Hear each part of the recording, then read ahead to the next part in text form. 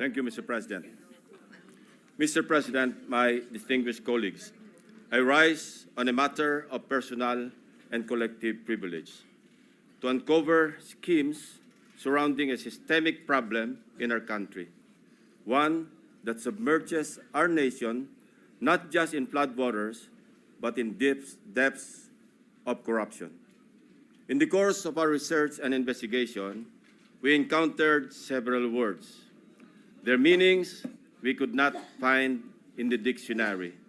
So, we looked somewhere else. Alas, we found them in the corruptionary. We have a saying, a leaky roof today is a ruined home tomorrow. Thankfully, President Bongbong Marcos himself has taken decisive steps to plug the leaky roof as a determined follow-through on his striking rebuke and appeal to conscience with his resounding admonition, mahiya naman kayo. Wasting no time after his stern warning during the last SONA against those who misuse public funds, Malacanang established and launched the Sumbong sa Pangulo website last week. I commend and sincerely thank the President for this open source website. Not only does it open the public a direct line to the President to report anomalous flood control projects in their midst, but in my case, including that of my staff, the website makes our investigative work a lot easier. For one, the coordinates that the website provides showed us a faster way to find shady, even ghost projects. Last week, the President took aim. Today, I am pulling the trigger. Para sa ating mga kababayan, nakatutok ang aking presentasyon sa araw na ito sa mga flood control projects pa lamang. Hindi pa rito kasama ang iba pang mga infrastructure projects na punong-puno rin ng anomalya. Isa-isahin natin ang mga impormasyong aming nakalap sa mga nakalipas na linggo mula sa aming sariling pag-aaral at pagsasaliksik na suportado ng mga impormasyon mula mismo sa mga DPWH officials at insiders, pati ilang contractors, kasama na rin ang open sources. Una, ang kalakaran ng ilang mga kontratista at mga kasabwat nila sa gobyerno na sa paghahati-hatian ng pondo, kasama na rin ang mga termino o codes patungkol sa kanilang modus. Pangalawa, ang mga palpak na proyekto dahil sa paggamit ng substandard na materyales, kasama na ang mga kontratistang nasa likod nito. Pangatlo, ang mga proyektong lantarang inaangkin bilang congressional insertions. Pangapat, ang patuloy na pagbaha sa iba't ibang lugar na narating namin kahit taon-taon ay paulit-ulit na binubuhusan ng bilyon-bilyong pondo. At ang pinakahuli, ang mga tinatawag ng Pangulo na guni-guni o ghost projects na aming nahukay.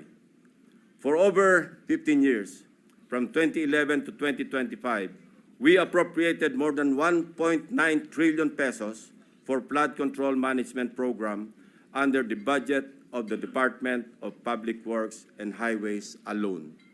Sa loob lamang ng 3 taon, mula 2023 hanggang 2025, higit 1 trillion pesos ang ating inilaan sa ilalim ng 3 naipasang budget measures para sa flood control. Halos 53% ng kabuuang pondo sa loob ng 15 taon. When we are speaking in trillions of pesos, we should expect our streets and low-lying communities to be flood-free when the rains pour. Gayunpaman, sa paghagupit ng magkakasunod na habagat at mga bagyong Krising, Dante at Emo, ilang linggo pa lamang ang nakalipas, kasamang winasak at inanod ng baha ang bilyon-bilyong pisong halaga ng mga flood control projects na halos bago at kakukumpleto pa lamang na dapat sana ay nagbigay proteksyon sa ating mga kabahayan at komunidad.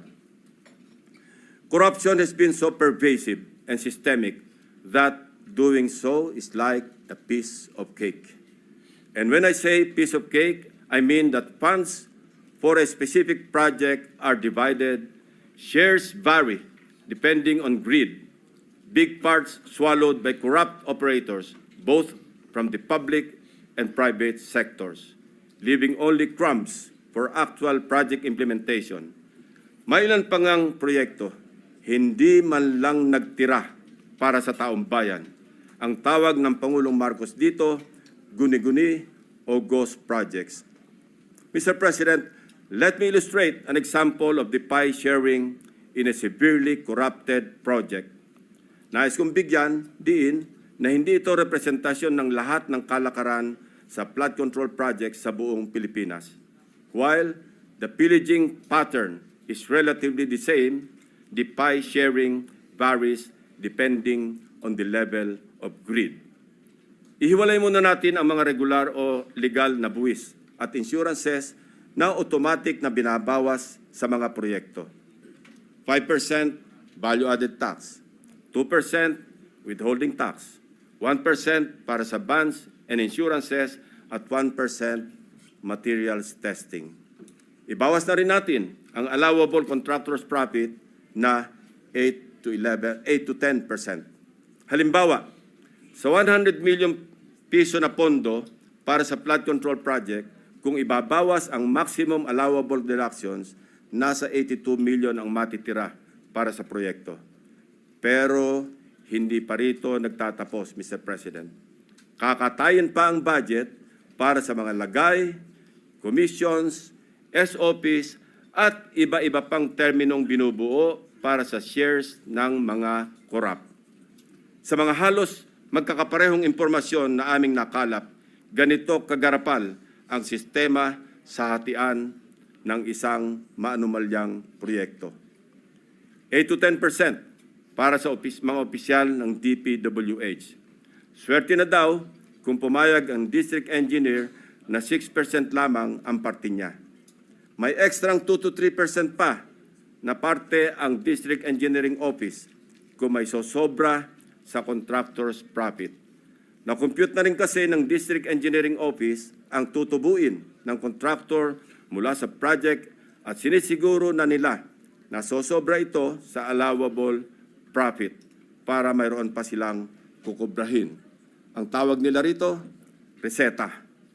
Reseta dahil ang presyo na itinakda ng District Engineering Office ay nakasulat at napagdesisyonan na. Parang gamot, Mr. President, lulunukin na lang ng contractor. 5 to 6% para sa mga miyembro ng Beach and Awards Committee or BAC. 0.5 to 1% para sa COA. Mr. President, meron pa ngayon tinatawag na passing through or parking fee na aabot sa katumbas na 5 to 6% ng pondo. Ito ang itinuturing na royalty, ang tawag sa lagay na ibinibigay sa politikong may kontrol sa distrito kung saan iimplementa o itatayo ang proyekto. Lo and behold, Mr. President, 20 to 25% ang karaniwang napupunta sa funder o project proponent na politiko. Mr. President, ang matitirang pondo para sa pagpapatayo ng proyekto ay napakaswerte ng umabot sa 40% o 40 million pesos alisunod sa ating halimbawang 100 million pisong pondo para sa proyekto. Mr. President, there is an evident pattern of this nasty distribution of public funds among crooks. Ito ay base sa mga case studies na aming pinuntahan at masusing inimbestigahan sa iba't ibang dako ng bansa, partikular sa issue ng flood control. Hindi na namin sinama sa aking presentasyon ang mga naikutan at ibinunyag na ng Pangulo. Ang malinaw na malinaw. Halos pare-pareho ang pattern kung paano minamasaker ng mga kawatan ang pondo ng bayan. Nauna na po itong iniulat ng ating Pangulo noong nakaraang linggo. Nang banggitin niya ang mga items na pare-pareho ang contract cost sa kabila ng pagkakaiba-iba ng specs, disenyo, at haba ng proyekto. Panoorin po natin ang video. Pag sinabi, may 50 project, pare-pareho, 150 million lahat. Pare-pareho lahat. Imposible yan. It is impossible for one barangay, even if they are the next barangay, to have the exact same project to the exact same amount with the exact same contractor. Imposible yan. Sa parlance po na ang nakakaalam lamang ay ang mga kasali sa gulangan sa pondo. Ito po ang tinatawag na distinct. Distinct ang mga budget items na makikita sa General Appropriations Act at awarded contracts na may pare-parehong halaga para sa magkakalapit man o magkakalayo na proyekto. Distinct dahil ayon sa aming mga informants sa loob ng DPWH at kinumpirma ng ilang contractors, coded na budget ito para mayroong pagkakakilanlan ang mga quote-unquote may-ari ng proyekto. Para sa mga nakakaunawa, ang ibig sabihin po ay akin yan. Sa Bulacan First Engineering District na pinamumunuan na magkasunod na tinanggal sa pwesto na sina dating District Engineer Henry Alcantara at ang pumalit sa kanya na si Bryce Hernandez. Napag-alaman naming talamak ang ganitong kalakaran. Bakit? Sapagat ayon sa mga contractors at DPWH officials na nakipag-usap mismo sa akin at aking staff, ang dalawang ito ay halos pareho lang ang pagmamahal sa pera. Napabalita pa nga kamakailan na ang isa sa kanila ay nakakapagpatalo ng 100 milyon sa isang kasino dito sa Metro Manila. Mr. President, sa District Engineering Office na ito, sa ilalim ng pamumuno ng dalawang nabanggit na opisyal, para sa taong 2024, 28 proyekto ang pare-pareho ang pondo kahit magkakaiba ang specs, disenyo at haba. Distinct. Babalikan po natin, Mr. President, mamaya ang lalawigan ng Bulacan na aming maituturing na pinaka-notorious pagdating sa anomalya ng flood control projects base sa aming mga findings. Unahin muna natin ang kaso ng questionabling flood control project sa lalawigan ng Pampanga.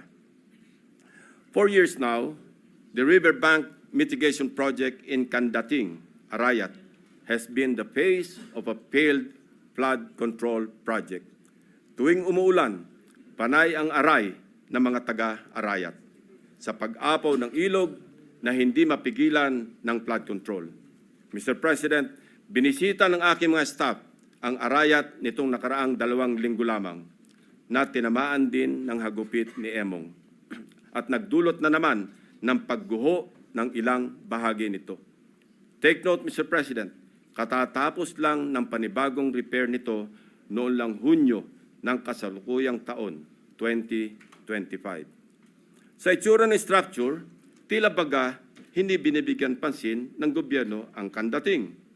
Pero kung babalikan natin isang taon pa lamang ang nakakaraan o noong Agosto 2024, may gumuho ng flood control matapos mahagupit ng monsoon.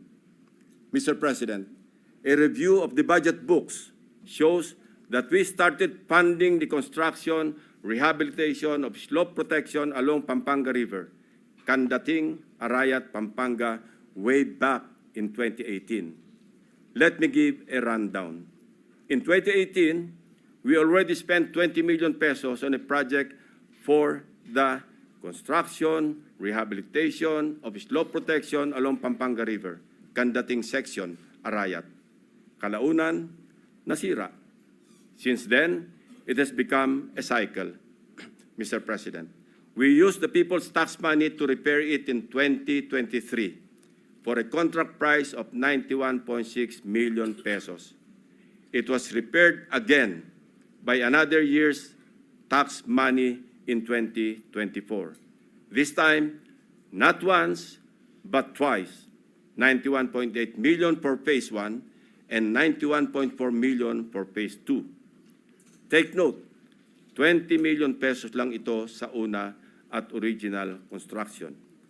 If the original construction cost was only 20 million pesos in 2018, why did the repair cost balloon to 350% or 91 million in 2023 and another 183 million pesos in 2024, or an overall increase of 815%?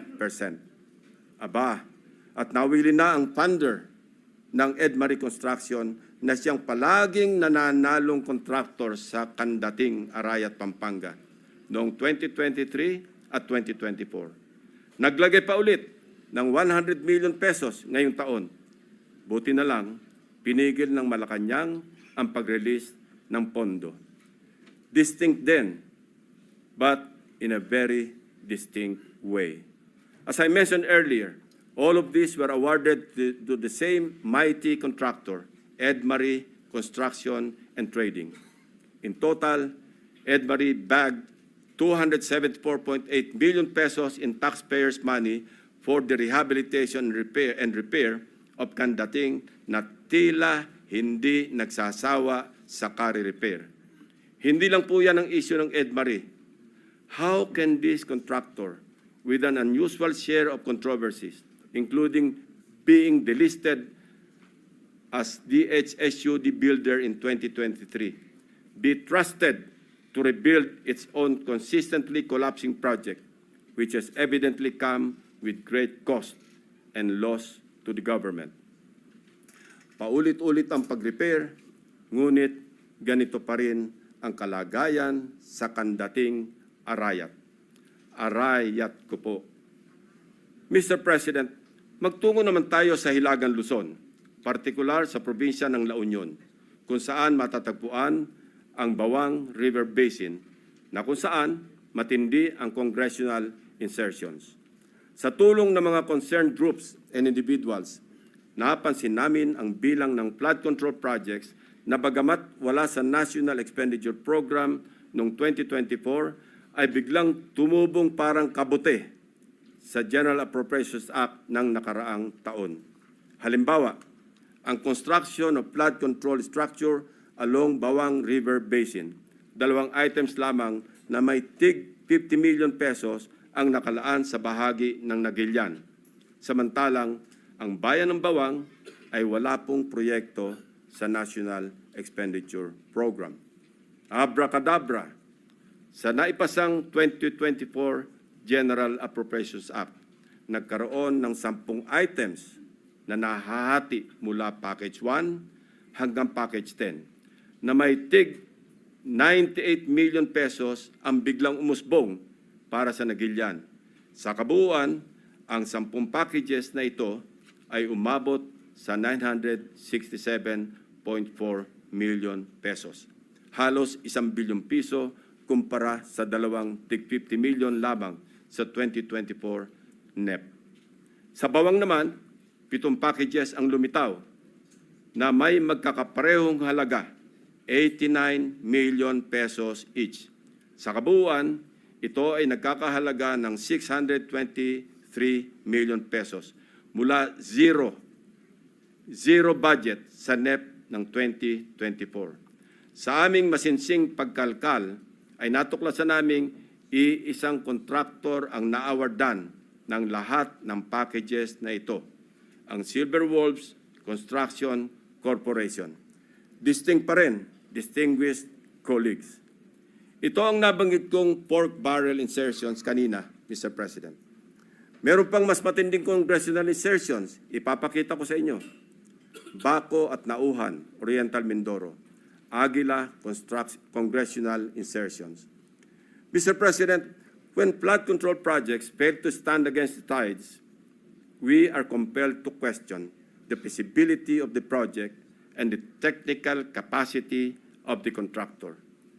But what if an elected congressman or a political group claims ownership of the project? Is it not both proper and necessary to scrutinize their motivations and examine the extent of their involvement, and perhaps to hold them responsible? This explains the logic why I am insisting to make transparent the identities of the proponents of the insertions, from the House GAB, Senate version, and all the way to the BICAM. If they claim something as theirs, should they not also be accountable for its failures? Mr. President, I raise the question because of the evident congressional banners we observe alongside many projects in Nauhan and Baco, both in Oriental Mindoro. Bilang halimbawa, in Barangay Burbuli, Baco, Oriental Mindoro, one banner reads, Congressional Project, Construction of Flood Control Structure along Barangay Burbuli, Alag River, Baco, Oriental Mindoro, Aguila, Aksyon, Gobyerno at Inisyatibo sa Larangang Lehislatura. This project, awarded to Silver Wolves Construction Corporation again, is worth 95 million pesos. It is an ongoing project to be completed in December 2025. This project is so important that it can turn stones and get funding approval under the unprogrammed appropriations of the 2024 national budget. This prods us to dig deeper into the web. And as they say, social media is a great resource of evidence, which lawyers fondly call testimony against self-interest.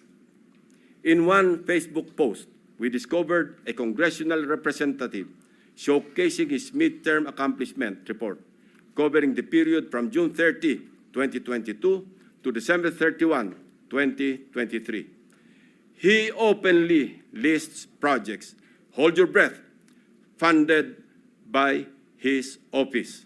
I repeat, funded by his office, including flood control and river protection initiatives.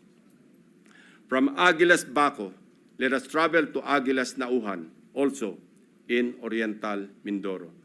Mr. President, Nauhan is among the beneficiaries of 3.6 billion pesos worth of projects, while Baco proudly lists 807 million, all of which is attributed to and owned up by the office of the congressman. Hindi lamang po ito ang maswerteng napondohan. Isa pa sa pinagmamalaki ng mga pag-angking congressman ay ang flood control structure sa Butas River upstream, Barangay San Jose, Nauhan, Oriental, Mindoro. We took time to visit the project, Mr. President, which he referred to as a national project through congressional allocation. The project was awarded to Raymond Builders for 231 million pesos at hinugot pa rin ito sa unprogrammed funds. Dalawang projects na po ito ng Aguila na natuklasan naming mula sa unprogrammed funds, isa sa Barangay Burbuli at isa sa Barangay San Jose. Sa tagal ko na rin pong nagbubusisi ng pambansang budget, ang pagkakaalam ko po, masalimuot ang proseso ng paggamit ng unprogrammed appropriations under the Special Purpose Fund para mag-augment sa ilang items under the regular budget. Hindi po madaling ma-access ito. Dapat A, may excess revenue collections, or B, new revenue collections, or C, those arising from new tax or non-tax sources, or D, approved loans para sa foreign assisted projects. Mahaba din ang requirements dito, Mr. President. So, ano kaya ang taglay na agimat ni Congressman? What gives, Mr. President? Kung saan may multimillion projects, dumadapo ang Aguila. Pero lubog pa rin sa baha ang nadadapuan ng Aguila. Isa lamang po ito sa napakaraming banners at social media posts ng congressional insertions ng mga politiko na naglipana sa iba't ibang bahagi ng bansa. Mr. President, ituloy na po natin ang diskusyon tungkol sa aming mga obserbasyon sa lalawigan ng Oriental Mindoro. Without taking anything away from the good but suffering people of this province on the legitimacy of their needs due to its high flood susceptibility, I want to speak of the billions of appropriations for flood control projects poured into this province in Luzon's eastern flank. Mr. President, when someone gets the largest share of the pie, we naturally ask why, especially if such a price comes from the taxpayer's tab. In Oriental Mindoro, for example, we wonder why among its 14 municipalities, one town tops the bill. Sa pagsalo ng buhos ng pondo, nauna ang Nauhan. Nauhan, Oriental Mindoro received a sweeping 55% of the province's 2025 flood control budget. Katumbas ito ng 10 bilyong piso para sa flood control projects ng bayan ng Nauhan pa lamang.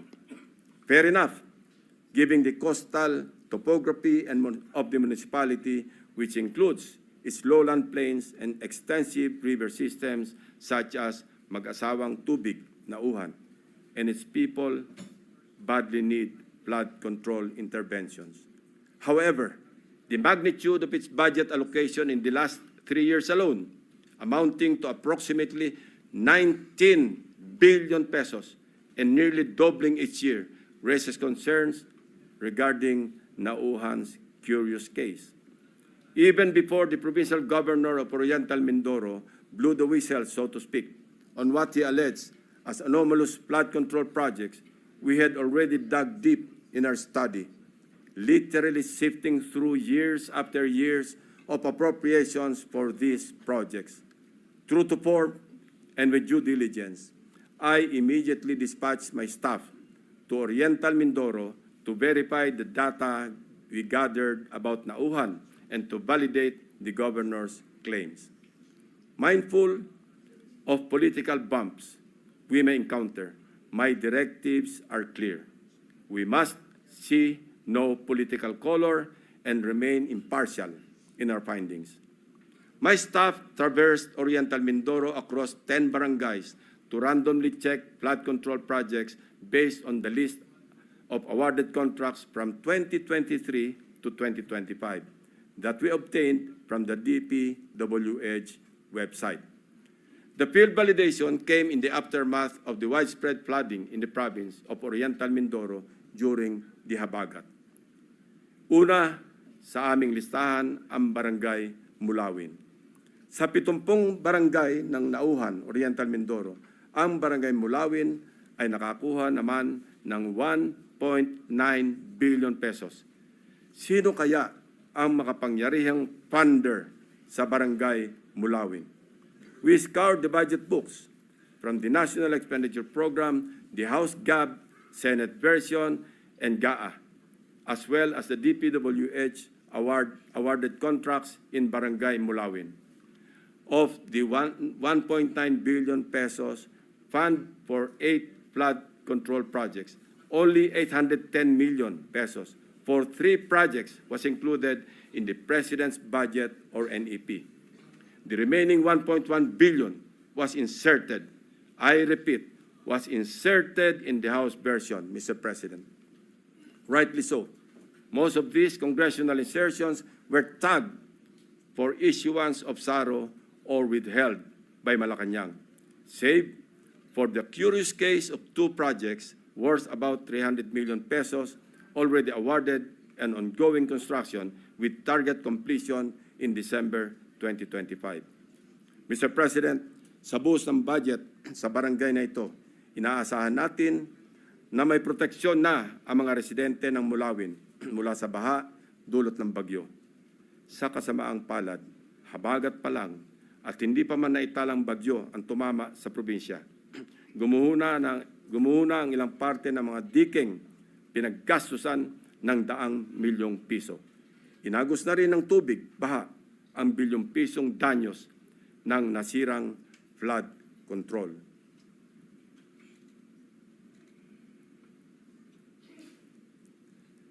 Ito mismo ang parehong barangay na gustong inspeksyonin sana ni Governor Dolor noong nakaraang Sabado lamang, kung saan napabalita ang pagharang sa kanya ng security personnel sapagkat ayon daw sa kontraktor ng proyekto, kinakailangan ng written approval mula sa DPWH bago makapasok ang sinuman sa construction area.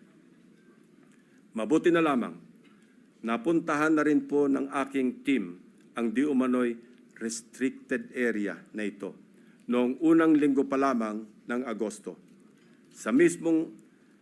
Actually, pinagbawalan din ang aking staff na lumapit sa proyekto. Pero sapat na ang kuha ng aming drone upang makita ang mga depekto ng construction dito na halatang gusto ng naturang kontraktor na isikreto dahil sa ginagawang paghahabol upang kumpunuhin at remedyohan ang palpak na proyekto at mapagtakpan ang kanilang kapalpakan. We are willing to submit our drone shots and other pieces of evidence to assist in the investigation and prosecution of those involved in these anomalous projects. Mula sa aming sariling footage, kitang-kita ang mga bahagi ng road dike na ginawa noong 2024 na gumuho. Ang nakikita niyong flood control project ay nagkakahalaga ng 204.8 million pesos na base sa official record ng DPWH ay completed project na nito lamang Pebrero 2025. Halos 3 buwan pa lamang ang lumipas, Mr. President. Gayunpaman, kabago-bagong proyekto, gumuho na agad ang dike dahil sa nakaraang bagyong Krising, Dante at Emong. Kasama ang lagpas 200 milyong pondo na inalaan dito. Sa kahabaan pa rin ng Bukayaw River, natagpuan naman namin ang isa sa mga congressional insertion na nagkakahalaga ng 137 million at inaasahang matatapos ngayong Disyembre. Kasabay ng hagupit ng habagat, inanod na rin ang malaking bahagi ng binubuong dike. We heard grim stories about why these structures fall easily.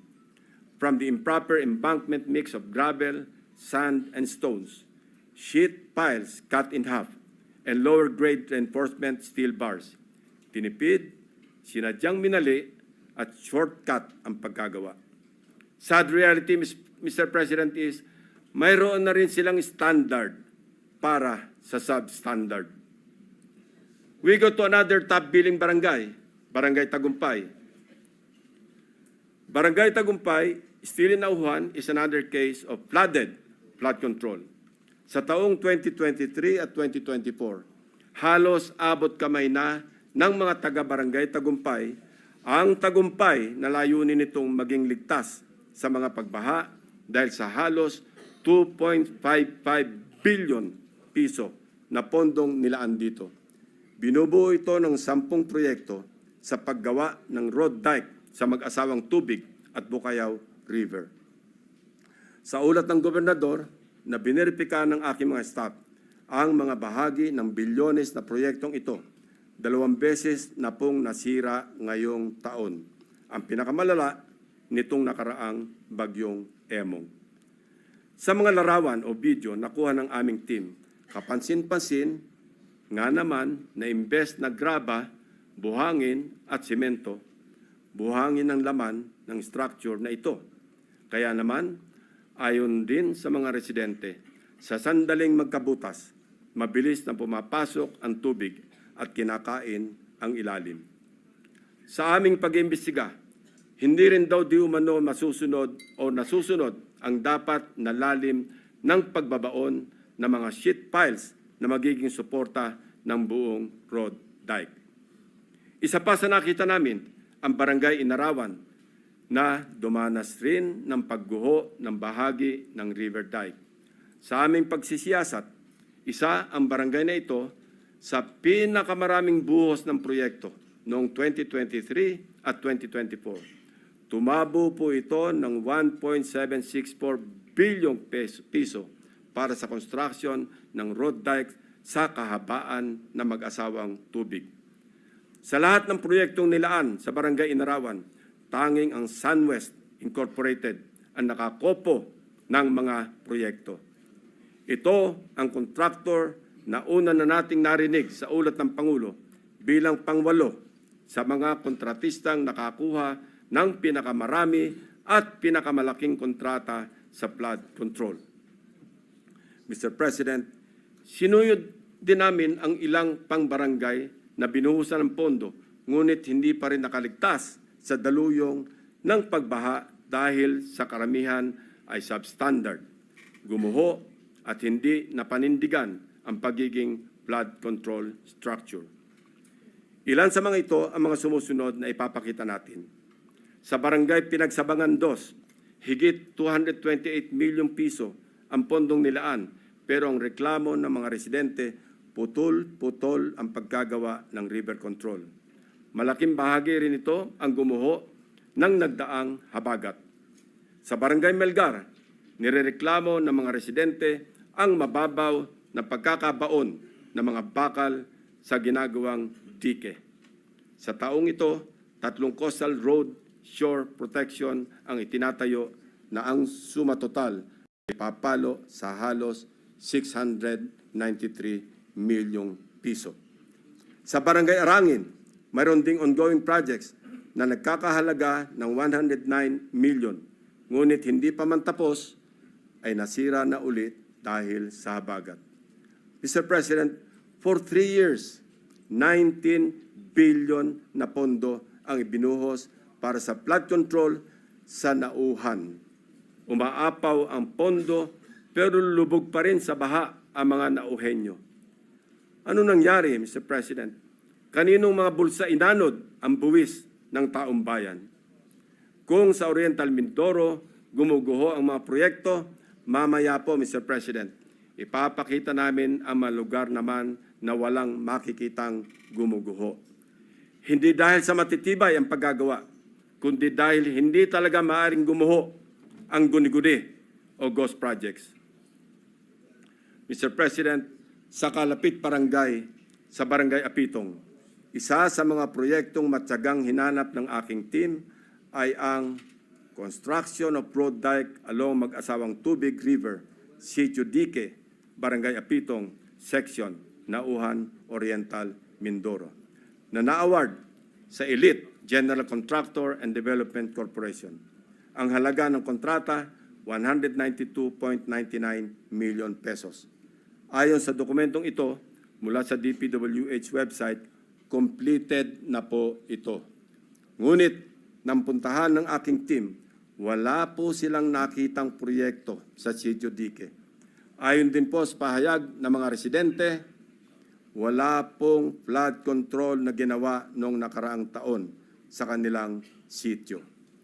Ang alam lang nila, mayroong gagawin pa lamang ngayong 2025. Nasaan ang halos 193 million na pondo sa Sitio Dique noong 2024? Eksakto ang lokasyon na aming pinuntahan sapagkat consistent ito sa coordinates na nakalathala sa DPWH at sa sumbong sa Pangulo website. Guni-guni o guni-guni? Mr. President, distinguished colleagues, tuloy-tuloy na po tayo sa usapang guni-guni sa mga proyekto sa lalawigan ng Bulacan. Nasabi ko nga kanina ay ang pinaka-notorious sa aming mga case studies na sa ulat na rin ng mga taga DPWH officials at insiders at ilang contractors ay minumulto ng humigit kumulang 30 guni-guning proyekto. Una sa aming pinuntahan, ang siyudad ng Malolos, kung saan kitang-kita ang labis na pagbaha sa kabila ng una ng napaulat na buhos ng pondo sa probinsya. Isa sa aming binisitang proyekto ng aking team sa Barangay Calero ay ang construction of riverbank protection na may kontratang nagkakahalaga ng 77 million pesos. Ang kontraktor nito, base sa record, ay Wawaw Builders at tag as completed as of October 2024. Gamit ang coordinates sa sumbong sa Pangulo website, madali naming natunton ang lokasyon ng proyekto. Inabutan po namin ang flood control structure na ayon sa mga residente ay sinimulang gawin ngayong taon, 2025 lamang. Ibig sabihin po, ang pondo nito ay nasa taong 2025, hindi 2024. Sigurado kami sapagkat iba ang contract ID nito base sa DPWH billboard na inyong nakikita sa screen. Kinumpirma din po ng mga residente na walang flood control project na ginawa sa lugar noong 2024. Ang malaking tanong, ano ang riverbank protection structure na pinondohan at sinasabing completed dito? Ito po bang nakikita nating puting pader sa screen? Pader nga po yan, Mr. President. Perimeter fence ng subdivision. Mr. President, sari-saring gimmick, makapandaya lang ng milyones sa kaban ng bayan. Magtungo tayo sa susunod na barangay, Mr. President. Lula ng bangka, binagtas ng aking mga staff ang barangay Babatnin upang hanapin ang riverbank protective structure na pinondohan noong 2024. Ito ay nagkakahalaga ng 77 million pesos ulit na nakuha naman ng Darcy and Ana Builders. Mayroong flood control project na kumpirmado rin sa mga online videos na nahanap namin. Ang siste, hindi po ito ginawa noong 2024. 2018 pa po, Mr. President. Pinondohan din ito noong 2021, 2023, at 2024. Ayon sa mga residente, ang huling pagsasaayos dito ay nangyari noong 2023 na substandard din ang pagkakagawa. So, kanino napunta ang inilagak na pondo sa ilalim ng 2024 national budget para sa proyekto na ito? Paulit-ulit ang pagpopondo kahit gawa na. Bagong style ito, Mr. President. Ilan pa kayang flood control projects ang ganito? Ang contractor nito na Darcy and Ana Builders. Nagmimistulang multo rin. Bakit kanyo? Base sa mga dokumento ng kumpanyang ito. Ito ay isang negosyo na rehistrado sa ilalim ng sole proprietorship at may address sa Cardona, Rizal. Sa pamamagitan ng simpleng pag-search sa Google Map, ay madaling makita ang gusali kung nasaan ang nasabing negosyo. Subalit, nang puntahan ng aking team ang address, ang kanilang inabutan ay gym at e-payment store sa halip na construction company. Wala na rin ang signage ng Darcy and Ana Builders sa dating nakakabit sa building. Maya-maya, ipapakita pa namin ang mga natuklasan naming proyekto na gawa o dapat ginawa ng nawawalang Darcy and Ana Builders. Sinunod din po natin ang ilang barangay sa Hagonoy, Bulacan, na hanggang ngayon ay lubog pa rin sa tubig baha, Mr. President. Gamit ulit ang sumbong sa Pangulo website, hinugot namin ang exact grade coordinates ng proyektong aming nakita para tiyakin na sakto ang lokasyon kung saan tayo napadpad. Mr. President, the first subject project was in Barangay Carillo, Hagonoy, Bulacan, supposedly completed on April 19, 2024. It was awarded to Darcy and Ana Builders and Trading for a sweeping price tag of 77.199 million pesos na naman. Mr. President, gusto po ba ninyo makita ang itsura ng isang 77.199 million pesos worth na riverbank protection structure? Tingnan po natin. Nasaan na nga ba? Ewan ko, Mr. President, dahil wala tayong makita. Kahit ano pang suyod ang gawin namin, hindi namin makita o mahagilap ang flood control project ng Darcy and Ana Builders. Hello, Darcy. Ang Ana and Ana, nasaan ang flood control? Tumawid naman tayo sa Barangay Abulalas, sa bayan pa rin ng Hagonoy. Silipin natin ang tatak Darcy and Ana Builders Flood Control Project. Sinuong ng aking team ang baha sa Barangay Abulalas, Hagonoy para hanapin ang proyektong Construction of Riverbank Protection Structure mula sa Darcy and Ana na nagkakahalaga ng 77.199 million pesos na naman. Ito po ang tumambad sa amin, Mr. President. Nakikita niyo po ba ang pagkakatayo ng flood control structure?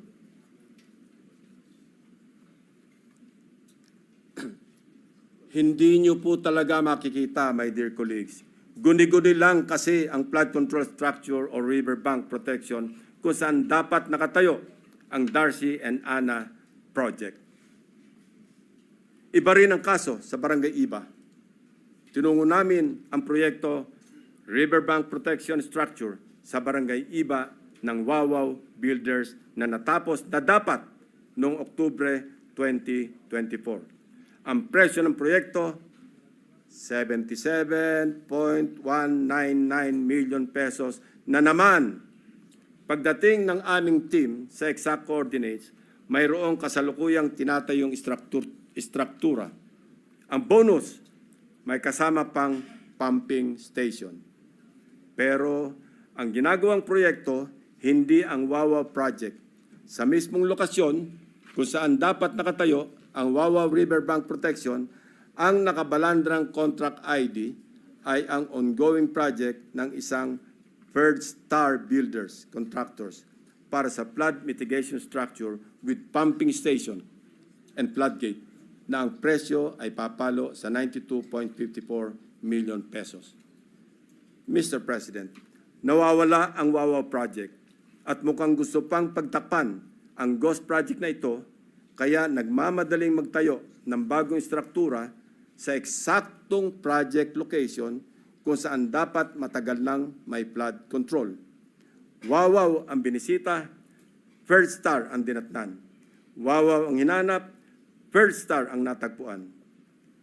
Mukhang ang modus na ito tatapalan ang ghost project ng ibang proyekto at ang masama na walang parang bula ang milyong-milyong gastos mula na naman sa taong bayan.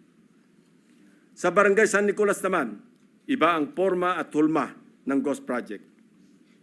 Binisita namin ang proyekto ng Wawaw Builders na ang halaga ay 77.199 million pesos na naman. Ang nasabing proyekto, sinimulan daw noong Pebrero at natapos noong Disyembre 2023. Pero sa aming pagsisiyasat, 2017 pa lamang ay mayroon ng flood control sa lokasyong tinuro kung nasaan ang Wawaw project. Makikita rin sa historical imagery ng lugar na walang nabago simula pa noong 2017. So, anong tinayo ng Wawaw Builders noong 2023? Di wala. May guni-guni na naman sa Barangay San Nicolas. Wow na wow ang Wawaw. Mr. President, makikita natin ang iisang pattern ng mga proyektong guni-guni ng Darcy and Ana at Wawaw Builders sa Barangay Carillo, Abulalas, Iba at San Nicolas, First Engineering District ng Bulacan. Pare-parehong contract price, 77.199 million pesos. Pare-parehong riverbank protection structure, pare-parehong guni-guni. Very distinctly ghost projects. Ang mga taong nasa likod ng scheme na ito or scam na ito ang dapat ipinampupukpok sa pagbabaon ng mga seat files. Hindi ito kababalagan, Mr. President. This is well orchestrated by an organized network of people who abuse their power. May isang grupo sa loob ng First District Engineering Office ng Bulacan na kilalang sindikato ng mga substandard at ghost projects. Ang kanilang modus, manghihiram ng lisensya sa mga suki nilang contractors. Gamit ang lisensya ng contractors, sila na ang mag-i-implement ng proyekto. O kung hindi man, magpoproseso ng mga dokumento para lumabas na completed na ang mga ghost projects. My office is willing and ready to provide the names of the members of this well-organized syndicate inside the Bulacan First District Engineering Office, including probable witnesses to testify against them if and when the appropriate authorities will open a formal investigation into these morally wicked schemes to defraud our people of their hard-earned taxpayers' money. For the information of the body, inikot at siniyasat din po namin ang ilang mga proyekto sa Kabikulan, Davao Peninsula, Western Visayas at Central Mindanao. Kasalukuyang ginagawa pa ang validation ng aming findings para sa mga susunod na investigasyon. Mr. President, my distinguished colleagues, we all heard President Marcos Jr. in his rare, exasperated, confrontational tone during his fourth SONA last July 28. Pinalakpakan natin siya ng malakas nang sabihin niya sa ating harap-harapan sa plenaryo ng Batasang Pambansa, mahiya naman kayo. And rightly so, since he also said in the same SONA that he witnessed firsthand how the floodgates of corruption have swung wide open in many areas he personally inspected. He saw defective flood control projects, obviously built with substandard materials or not built at all, wasting hundreds of billions of pesos in taxpayers' money drifted away and down the drain. And all this, Mr. President, went straight to the pockets of the insatiably greedy, so vile, so greedy, and corrupt to the core politicians, DPWH officials, and contractors, conniving among themselves, unmindful of the lives lost and the properties destroyed, all for their lust for money. This humble representation just confirmed with sordid details what President Marcos announced in the launching of the Sumbong sa Pangulo website, which greatly helped us in tracking and monitoring the status of the non-existing but fully paid flood control projects. Mr. President, distinguished colleagues, we can do our part in leading the way under your leadership and the cooperation that each and every one of us in this august hall to set the example in good governance.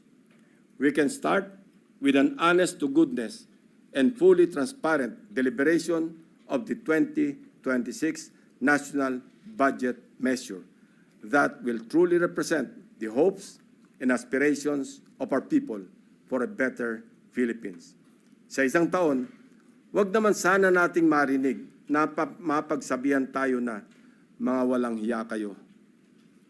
Sa haba at lawak ng aming pagsisiyasat, may mga gustong magsalita at tumulong.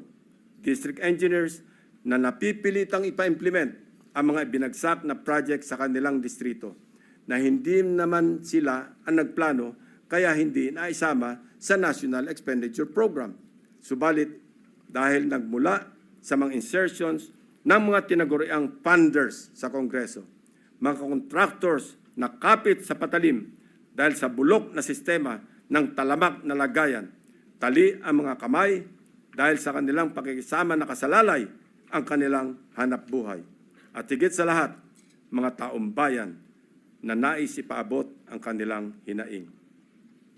Madami din sa mga nakausap namin ang handang pangalanan ang mga tiwaling opisyal ng gobyerno na tunay na nasa likod ng mga milagro sa flood control. Ang halos nagkakaisang tanong nila na mahirap kong saguting mag-isa. Sagot ba ninyo ang kaligtasan namin at sigurado bang tuloy-tuloy ang laban hanggang sa dulo o habang mainit lamang ang issue na ito?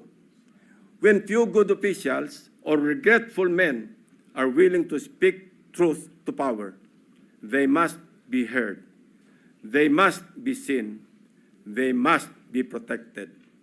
The depth of corruption has become so overwhelming that it drowns us in our sad reality.